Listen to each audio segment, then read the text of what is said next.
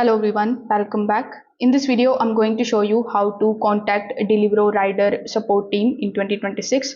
For that, first of all, you need to come here on this website, which is rider.deliveroo.co.uk on your web browser. So when you are here, you need to simply, first of all, tap on this particular Deliveroo icon here on the top left-hand corner of the screen. So what this is going to do is it is going to redirect you here on this type of search section. Now over here you can type anything. For example, let's say you want to contact support in order to change your vehicle type. So you can type change over here and then it is going to show you bunch of different articles available. So you can tap on any of these articles that are given over here. The main purpose here is to get this contact us button. So when you open the article, you just have to scroll down and then tap on the option of contact us.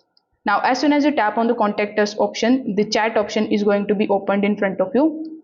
So over here, you can type your query and then the Deliveroo customer support team is going to basically help you in your problem that you are facing. So that's how you can basically do it. Thank you.